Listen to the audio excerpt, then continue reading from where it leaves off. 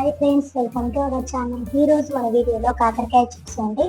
ఇలా కాకరకాయ చిప్స్ చేశారంటే చేదు కూడా లేకుండా చాలా టేస్టీగా ఉంటాయి. సో చిన్నపిల్లలు కూడా చాలా ఇష్టంగా తింటారు. సో తప్పకుండా ట్రై చేయండి. ఓకే, ఇంకా లేట్ చేయకుండా కాకరకాయ చిప్స్ ప్రిపేర్ చేసుకునే విధానం చూద్దాం. ముందుగా కాకరకాయని శుభ్రంగా కడిగి ఇలా రౌండ్గా కట్ చేసుకోవాలి ముక్కలుగా. ఇలా రౌండ్గా నేను కాదు, మీకు ఇష్టం వచ్చిన షేప్లో కట్ చేసుకోవచ్చు. ఇలా కట్ చేసుకున్న తర్వాత కాకరకాయలో గింజలు కూడా తీసివేసుకోవాలి.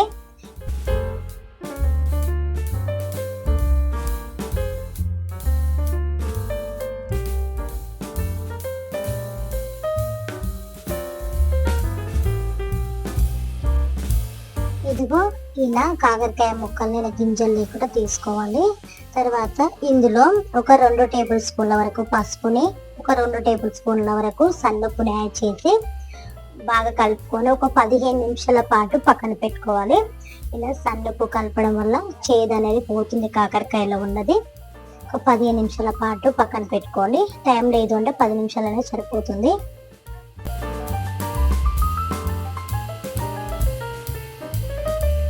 ఇదిగో 15 నిమిషాల తర్వాత చూడండి, కాకరకాయలో చేదు రసం అంతా బయటకు వస్తుంది. ఇలా రసం మొత్తం కాకరకాయలో నుంచి పిండేసి మరొక ప్లేట్లోకి తీసుకోవాలి. రసం అనేది చేదు అనమాట, కాకరకాయలో ఉన్న చేదు. ఇలా ఉప్పు పసుపు వేయడం వల్ల కాకరకాయ ఫ్రై అనేది చేదు కాదు. మనం కర్రీ చేసుకునేటప్పుడు ఇలానే చేసుకుంటే చేదు అనేది ఉండదు.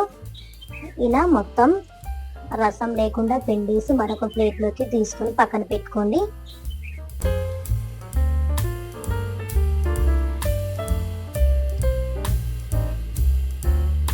ఇదిగో కాకరకాయ ముక్కల్లో చేదు రసం మొత్తం పిండేసిన తర్వాత 2 గ్లాసుల వరకు నీళ్ళని యాడ్ చేసి ఒకసారి అలా కడిగి మరొక ప్లేట్లోకి తీసుకోండి కాకరకాయల్ని.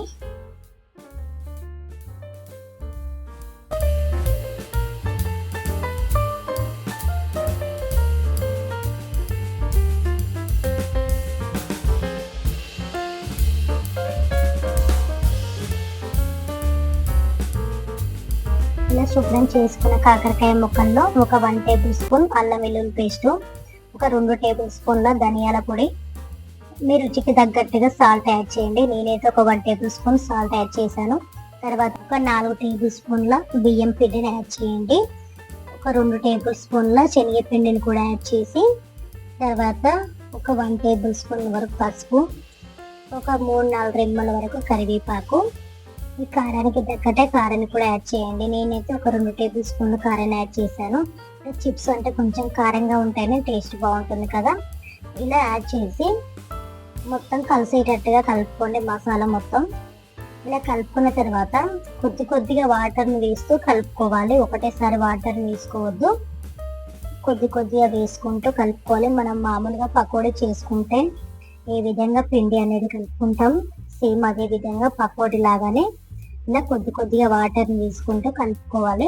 ఆ కాకరకాయకి కారం మసాలా అన్ని పట్టేటట్టుగా ఇలా కలిపేసుకోండి.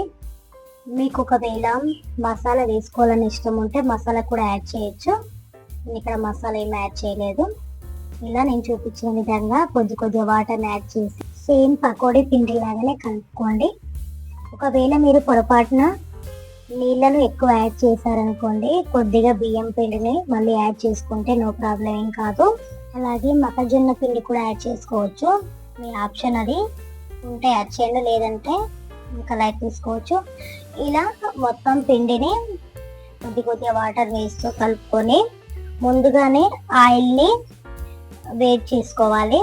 ఇలా మనం పిండి కలిపేటప్పుడే ఆయిల్ని కూడా వేడి చేసుకొని పెట్టుకోవాలి.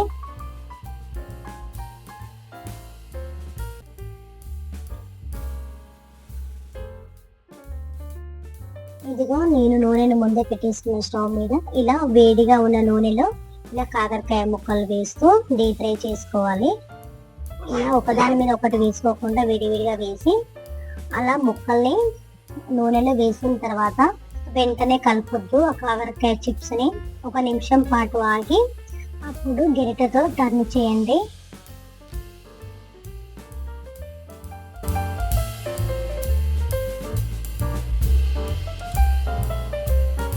ఇదిగో ఇలానే ఈ చిప్స్ని బాగా డీప్ ఫ్రై చేసుకొని మరొక ప్లేట్లోకి తీసుకోవడమే.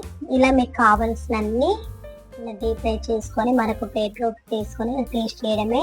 ఇలా కాకరకాయతో చిప్స్ చేస్తే మాత్రం సూపర్ గా ఉంటాయి. తప్పకుండా మీరు ట్రై చేసి ఇలా వచ్చాయి చిప్స్ అలాగే మన కామెంట్ ఛానల్ సెక్షన్ లో ఏమైనా కామెంట్ కొత్తగా చేయండి. చూస్తున్నట్టయితే తప్పకుండా సబ్స్క్రైబ్ చేసుకోండి. ఈ ఛానల్ అయినా కొత్తగా స్టార్ట్ చేస్తానండి, అందరూ సపోర్ట్ చేస్తారని చాలా ఆశిస్తున్నాను. Thank you for watching. మరొక వీడియో చెప్తాం. Bye bye.